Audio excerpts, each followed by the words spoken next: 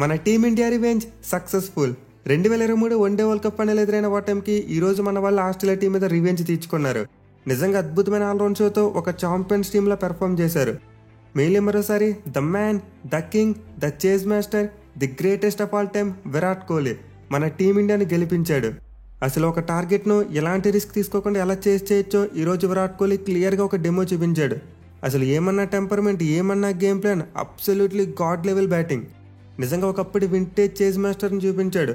మొన్న పాకిస్తాన్ మీద 100 కొట్టాడు కానీ అదంత కంఫర్టబుల్గా అనిపించలేదు.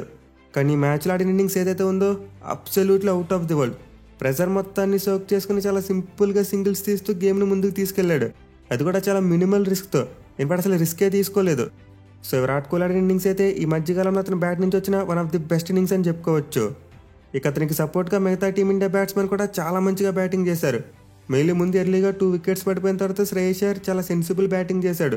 విరాట్ కోహ్లీతో కలిసి ఒక మంచి ఫౌండేషన్ పార్ట్నర్షిప్ ఏర్పరిచాడు. అండ్ దెన్ అక్షర్ పటేల్ వచ్చి ఆ మూమెంట్ అందించాడు. ఇక తర్వాత చూసుకుంటే కేఎల్ రాహుల్ ఒకప్పటి రాహుల్ను గుర్తు చేశాడు. అద్భుతమైన బ్యాటింగ్ చేశాడు. ఈవెన్ చివరిలో హార్దిక్ పాండ్యా మన గుండెకాయలతో ఒక ఆట ఆడేసుకున్నప్పటికీ 3 సిక్స్లు కొట్టి మ్యాచ్ని గెలిపించాడు. సో ఎండ్లో విరాట్ కోహ్లీ పాతికిపోయి చేసిన ముందు తీసుకెళ్తే అదర్ ఎండ్లో ఉన్న బ్యాట్స్మెన్ అందరూ కూడా అతనికి చాలా మంచి సపోర్ట్ అందించారు. మెయిన్లీ మ్యాచ్లో మన బ్యాట్స్మెన్ చేసిన best thing strike rotation. So ఎక్కడ కూడా ఆస్ట్రేలియా టీంలో గేమ్లోకి రానివ్వకుండా మన వాళ్ళు నిజంగా అద్భుతమైన గేమ్ ప్లాన్తో బ్యాటింగ్ చేశారు. దీనివల్ల మన టీమిండియా మ్యాచ్లో 4 వికెట్ల తేడాతో గెలిచి ఛాంపియన్స్ ట్రోఫీ ఫైనల్కు దూసుకెళ్లారు. ఇన్ఫాక్ట్ మన వాళ్ళకి ఇది 5th అపీరియన్స్ ఫైనల్స్లో. సో ఈ మ్యాచ్లో మన వాళ్ళ పెర్ఫార్మెన్స్ గురించి ఎంత చెప్పుకున్నా తక్కువే.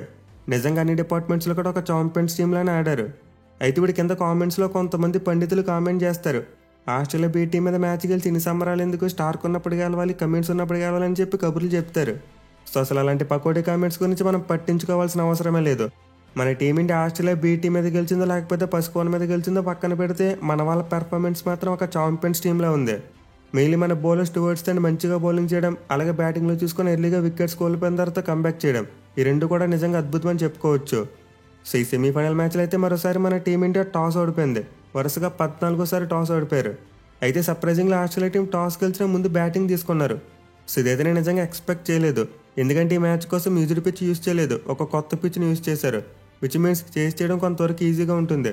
అది యూజ్డ్ వికెట్ అయితే సెకండ్ హాఫ్లో బ్యాటింగ్ చేయడం కష్టంగా ఉండి చేస్ చేయలేరు. సో ఆస్ట్రేలియా స్ట్రెంత్ అలానే చేస్ చేయడమే కాబట్టి వాళ్ళు ముందు చేసింగ్ తీసుకుంటారేమో అనుకున్నా. బట్ వాళ్ళైతే బ్యాటింగ్ తీసుకున్నారు. అండ్ ఆల్సో వాళ్ళు తమ టీంలోకి ఒక ఎక్స్ట్రా స్పిన్నర్ని కూడా తెచ్చుకున్నారు. సో ఆస్ట్రేలియా టీం అయితే మొత్తం మీద 2 మార్పులు చేశారు. కానీ మన టీమిండియాలో చూసుకుంటే మాత్రం ఎలాంటి చేంజ్ లేదు, మళ్ళీ సేమ్ ప్లేయింగ్లో అంతా వచ్చారు. అయితే పాపులర్లో మన టీమిండియాకి స్టార్ట్ చూసుకుంటే మాత్రం ఒక మిక్స్డ్ స్టార్ట్ అని చెప్పుకోవచ్చు. అంటే ఎర్లీగానే వికెట్ పడింది, మన వాళ్ళు కోపర్ కోహ్లీ వికెట్ తీసుకున్నారు. మెయిలీ షమి కొత్త బాల్తో చాలా బాగా బౌలింగ్ చేశాడు. అలాగే హార్దిక్ పాండ్యా కూడా తను వేసిన ఫస్ట్ 2 ఓవర్స్లో ఎక్కువ రన్స్ ఇవ్వలేదు. కానీ ఇనీషియల్గా డాట్ బాల్స్ ఆడిన ట్రావిస్ హెడ్ ఒక్కసారిగా రెచ్చిపోయాడు. కౌంటర్ అటాక్ చేయడం స్టార్ట్ చేసి మన టీమిండియా బౌలర్స్ని చితక్కొట్టేశాడు. మెయిల్ అతను బౌండరీస్ కొడుతున్నప్పుడు మన టీమిండియా ఫ్యాన్స్ చాలా కంగారు పడ్డాం. But of course Travis Head counter attack innings అన్నప్పటికీ అతనికి ఇన్నింగ్స్లో చాలా లక్ కలిసి వచ్చింది. మెయిలీ 0 రన్స్ వద్ద అవుట్ అయిపోయి ఉండాలి. షమి ఒక క్యాచ్ని పట్టుకోలేకపోయాడు. అలాగే తర్వాత చూసుకుని ఒక క్లోజ్ రన్అట్ మిస్ అయింది. అండ్ దెన్ ఒక ఇన్సైడ్ ఎజైన్ బాల్ స్టంప్స్ దగ్గర నుంచి వెళ్ళింది. బట్ స్టిల్ అతనైతే 33 బంతులు 39 పరుగులు చేసి అవుట్ అయిపోయాడు. సో ఈ మ్యాచ్లో మన టీమిండియాకు మొదటి టర్నింగ్ పాయింట్ వరుణ్ చక్రవర్తి అందించాడు. 9 ఓవర్ల బౌలింగ్కి వచ్చి ట్రావిస్ హెడ్కి వేసిన మొదటి బాల్కే అతను అవుట్ చేశాడు. అది కూడా అతను డేంజరస్గా మారి మన టీమిండియా బౌలర్స్ మీద కౌంటర్ అటాక్ చేస్తున్నప్పుడు. సో డెఫినెట్లీ వరుణ్ చక్రవర్తి తీసిన వికెట్ ఒక గేమ్ చేంజర్ అని చెప్పుకోవాలి. ఎందుకంటే పవర్లో అయిపోయిన తర్వాత ట్రావిస్ హెడ్ని అవుట్ చేయడం చాలా కష్టం. అతను ఒకసారి క్రీజ్లో సెట్ అయితే ఖచ్చితంగా ఒక భారీ ఇన్నింగ్స్ ఆడతాడు. బట్ అలాంటి హెడ్ని వరుణ్ చక్రవర్తి చాలా క్రూషియల్ టైంలో అవుట్ చేశాడు. In fact for the first time Travis Head power ప్లేలో ఒక స్పిన్ బౌలర్కి అవుట్ అయ్యాడంట. తన వన్డే కెరీర్లో ఇప్పటివరకు పవర్ ప్లేలో ఎప్పుడు కూడా ఒక స్పిన్ బౌలర్కి అవుట్ కాలేదంట. సో వరుణ్ చక్రవర్తి బౌలింగ్ రాగానే ఇమీడియట్గా ఎఫెక్ట్ చూపించాడు. మన టీమిండియాకి అత్యవసరమైన బ్రేక్ త్రూ అందించాడు. దీంతో ఆస్ట్రేలియా టీం పవర్ ప్లేలో 63 పరుగులు చేసినప్పటికీ 2 వికెట్లు కోల్పోయింది. ఇక తర్వాత మిడిల్ ఓవర్స్లో చూసుకుంటే ఆస్ట్రేలియా టీం తమ ఇన్నింగ్స్ని రీబిల్డ్ చేసుకోవడం మొదలుపెట్టారు. స్టీవ్ స్మిత్ మరియు లబుషన్ ఇద్దరు కూడా ఎక్కువగా సింగిల్స్ తీయడం మీద కాన్సన్ట్రేట్ చేశారు. దీంతో రన్ రేట్ అయితే పడిపోయింది. సో ట్రావిస్ హెడ్ వికెట్ పడగానే ఆస్ట్రేలియా టీం కొంతవరకు బ్యాక్ ఫుట్ మీదకి వెళ్ళింది. అట్ ది సేమ్ టైం మన టీమిండియా స్పిన్నర్స్ కూడా బాగా బౌలింగ్ చేశారు.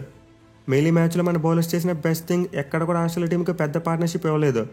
ఫస్ట్ వికెట్ పడిన తర్వాత ట్రావిస్ హెడ్ మరియు స్మిత్ మధ్య 50 పరుగుల పార్ట్నర్షిప్ వచ్చింది. బట్ దాన్ని వరుణ్ చక్రవర్తి బ్రేక్ చేశాడు. అండ్ దాని తర్వాత లబుషన్ మరియు స్టీవ్ స్మిత్ మధ్య 56 పరుగుల పార్ట్నర్షిప్ వచ్చి అది డేంజరస్గా మారేలాగా అనిపించింది. బట్ క్రూషియల్ టైంలో జడేజా లబుషన్ అవుట్ చేశాడు. అండ్ దాని తర్వాత మళ్ళీ స్మిత్ మరియు ఇంగ్లీష్ మధ్య ఒక పార్ట్నర్షిప్ 34 రన్స్ వచ్చింది. But again Ravindra Jadeja English wicket తీసి పార్ట్నర్షిప్ను బ్రేక్ చేశాడు. అయితే మళ్ళీ క్యారీ మరియు స్మిత్ మధ్య 54 పరుగుల పార్ట్నర్షిప్ అండ్ ఇది కూడా చాలా డేంజరస్గా మారేలా కనిపించింది. బట్ అగైన్ క్రూషియల్ టైంలో షమి స్టీవ్ స్మిత్ వికెట్ పడగొట్టాడు అండ్ ఈ వికెట్ అయితే మన టీమిండియాకి ఒక బిగ్గెస్ట్ గేమ్ టర్నింగ్ పాయింట్ అని చెప్పుకోవచ్చు. ఎందుకంటే స్టీవ్ స్మిత్ మరియు క్యారీ బ్యాటింగ్ చేస్తున్నప్పుడు ఆస్ట్రేలియా టీం ఈజీగా 300 కొడతారేమో అనిపించింది. బట్ షమి స్మిత్ను వచ్చాగానే వాళ్ళ పతనం స్టార్ట్ అయింది. ఆ తర్వాత మ్యాక్స్వెల్ వచ్చి ఒక సిక్సర్ కొట్టినప్పటికీ నెక్స్ట్ బాల్కి అక్షర్ పటేల్ తన వికెట్ని తీసుకున్నాడు. దీంతో ఒక్కసారిగా ఆస్ట్రేలియా ఇన్నింగ్స్కు బ్రేకులు పడినట్టు అయింది. కానీ ఎక్కడో చిన్న డౌట్, అలెక్స్ క్యారీ ఉన్నాడు 300 వరకు లాక్కెళ్ళిపోతాడేమని చెప్పి. బట్ మరోసారి క్రూషియల్ టైంలో మన వాళ్ళైతే వికెట్ తీయగలిగారు.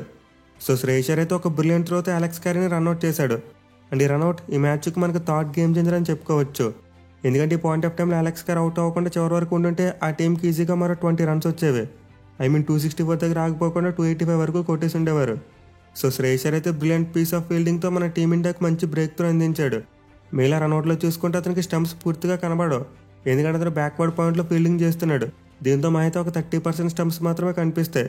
అయినా కానీ శ్రేయస్ డీప్ నుంచి వచ్చి బాల్ని పిక్ చేసుకుని చాలా యాక్యురేట్గా త్రో చేశాడు. సో స్టార్టింగ్లో వరుణ్ చక్రవర్తి ట్రావిస్ హెడ్ని అవుట్ చేయడం, అలాగే షమి స్మిత్ వికెట్ తీయడం అండ్ చివరిలో శ్రేయస్ అయ్యర్ అలెక్స్ క్యారీని రన్అట్ చేయడం, ఈ మూడు కూడా మన టీమిండియాకి చాలా క్రూషియల్ మూమెంట్స్ అని చెప్పుకోవచ్చు. ఈ మూడింట్లో ఏదో అటు ఇటు అయినప్పటికీ మన వాళ్ళు ఇంకా ఎక్కువ రన్ సమర్పించుకుని ఉండేవారు. సో మన టీమిండియా బౌలర్స్ అయితే క్రూషియల్ టైమ్స్లో వికెట్స్ తీశారు. మెయిన్లీ మిడిల్ ఓవర్స్లో రవీంద్ర జడేజా మరోసారి తన యాక్యురసీ చూపించాడు. ఎస్పెషల్లీ తన పడగొట్టిన 2 వికెట్లు లబుషేన్ మరియు జాస్ ఇంగ్లీష్ ఇద్దరికి సేమ్ కైండ్ ఆఫ్ బాల్ వేశాడు. కానీ ఒక బాల్ లోపలికి టర్న్ అయితే మరో బాల్ గ్రిప్ పై ఏవేగా టర్న్ అయింది. దీంతో ఇద్దరు బ్యాట్స్మెన్ డిసీవ్ అయిపోయారు. సో జడేజా అయితే మరోసారి తనని తాను MVP అని ప్రూవ్ చేసుకున్నాడు. అండ్ వరుణ్ చక్రవర్తి చూసుకుని ముందు చెప్పుకున్నట్టు ది మోస్ట్ ఇంపార్టెంట్ వికెట్ తీశాడు. ఇన్ఫ్యాక్ట్ ఆ వికెట్ తీయడం ద్వారా అతను ఒక నేషనల్ హీరోగా మారిపోయాడు. సో వరుణ్ అయితే తన లాస్ట్ మ్యాచ్ ఫామ్ ఈ మ్యాచ్లో కూడా కంటిన్యూ చేశాడు. బట్ ఈ మ్యాచ్లో అందరికంటే మెరుగ్గా బౌలింగ్ చేసింది మాత్రం మహమ్మద్ షమి. నిజంగా కంప్లీట్ రిథంలో కనిపించాడు. లాస్ట్ 2 మ్యాచెస్లో పెద్దగా వికెట్లు తీయలేకపోయినప్పటికీ ఈ మ్యాచ్లో మాత్రం బ్రిలియంట్ కంబ్యాక్ ఇచ్చాడు. సో ఈ మ్యాచ్లో షమి బౌలింగ్ చేస్తున్నప్పుడు అయితే చాలా ఆపర్చునిటీస్ క్రియేట్ అయ్యాయి. ఇన్ఫాక్ట్ ట్రావిస్ హెడ్ అతని బౌలింగ్లో 2 సార్లు అవుట్ అయిపోయి ఉండాలి, తప్పించుకున్నాడు. అలాగే స్టీవ్ స్మిత్కి చూసుకున్న కొన్ని లక్కీ ఛాన్సెస్ వచ్చాయి. ఇన్ఫాక్ట్ స్ట్రైట్గా వచ్చిన ఒక కష్టమైన క్యాచ్ని షమి డ్రాప్ చేశాడు. సో ఈరోజు షమి బౌలింగ్ చేస్తున్నప్పుడు ఏ పాయింట్లోనే సరే వికెట్ పడిపోతుంది అనే ఫీల్ వచ్చింది నాకు. మరీ ముఖ్యంగా ఈ మ్యాచ్లో ఆస్ట్రేలియా టీంకి టాప్ స్కోరర్ స్టీవ్ స్మిత్ మన స్పిన్నర్స్ని చాలా బాగా ఆడాడు. కానీ షమి బౌలింగ్కి వచ్చేసరికి మాత్రం సరిగ్గా ఆడలేకపోయేవాడు. బీట్ అవ్వడం లేకపోతే మిస్ టైమ్ చేసేవాడు.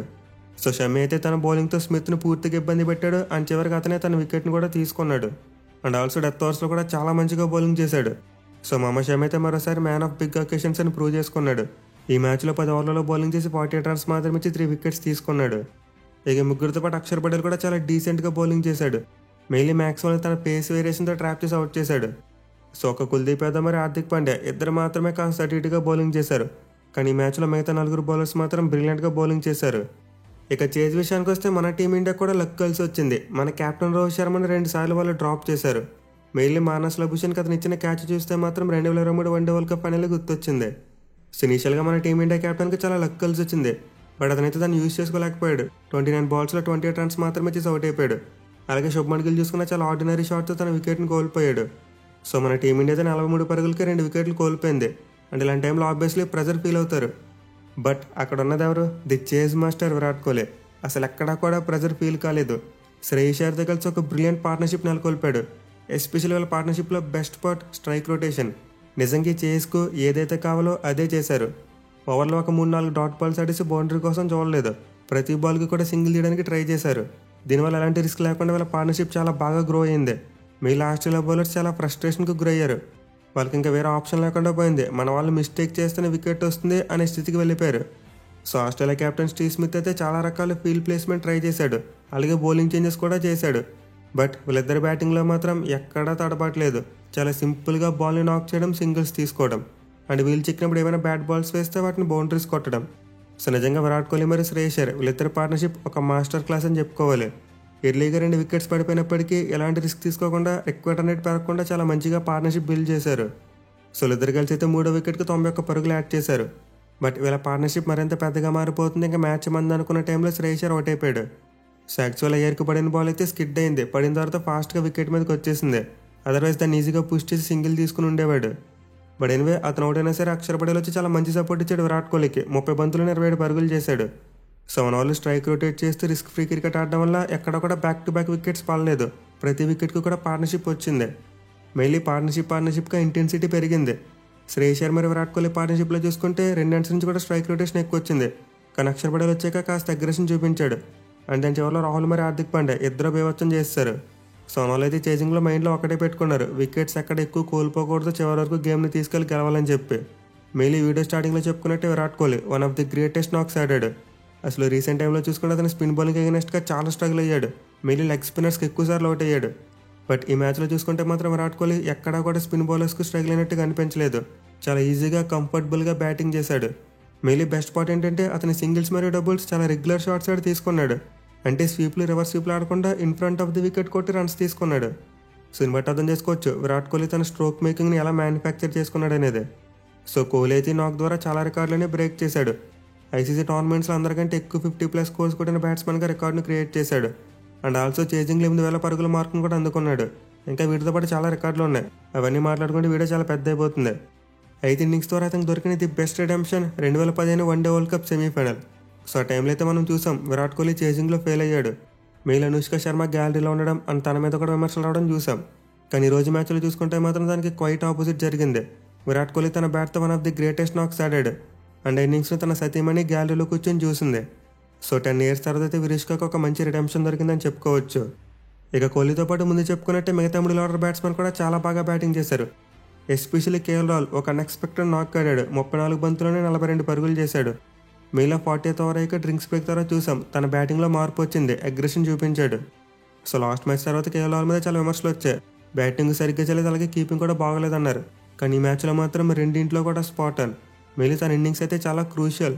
ఒక ఎండ్లో అతను చివరిలో విరాట్ కోహ్లీ మీద ప్రెజర్ తీశాడు. మెయిన్లీ కోహ్లీ అవుట్ అయిన తర్వాత డిసప్పాయింట్ అవ్వడం చూసాం. నేను కొడుతున్నాను కదా, నువ్వెందుకు పెద్ద షాట్కి వెళ్ళావని చెప్పి ఎక్స్ప్రెషన్ ఇచ్చాడు. సో రాహుల్ అయితే ఈరోజు రెస్పాన్సిబిలిటీ తీసుకుని ఫియర్లెస్ అప్రోచ్తో బ్యాటింగ్ చేశాడు.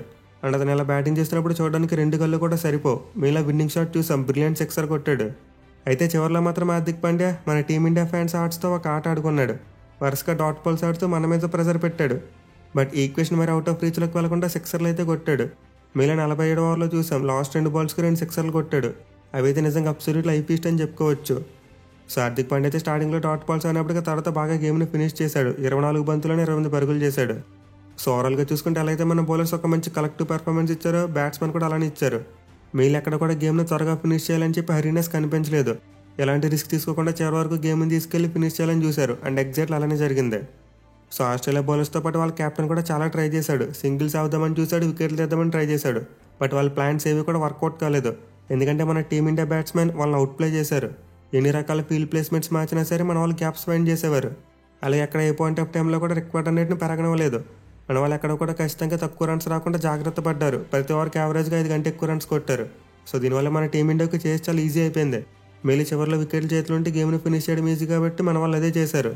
బట్ అఫ్ కోర్స్ మన విరాట్ కోహ్లీకి కూడా ఒక లైఫ్ వచ్చింది. మ్యాక్స్వెల్ క్యాచ్ వదిలేశాడు. అది కనుక పట్టుకుని ఉండే పరిస్థితులు కాస్త డిఫరెంట్గా ఉండేవి. సో నిజంగా మన టీమిండియా ఈ మ్యాచ్లో ఒక మంచి మెమరబుల్ పెర్ఫార్మెన్స్ ఇచ్చి రివెంజ్ తీర్చుకున్నారు. ఇంకా మన వాళ్ళు ముందున్నది ఒకటే మెట్టు, ఫైనల్ మ్యాచ్లో గెలవాలి. సో సెమీఫైనల్ 2లో అయితే సౌత్ ఆఫ్రికా మరియు న్యూజిలాండ్ తలపడబోతున్నాయి. చూడాలి మరి మన టీమిండియాకి ఓపెనెంట్గా ఫైనల్స్లో ఎవరు వస్తారనేదే.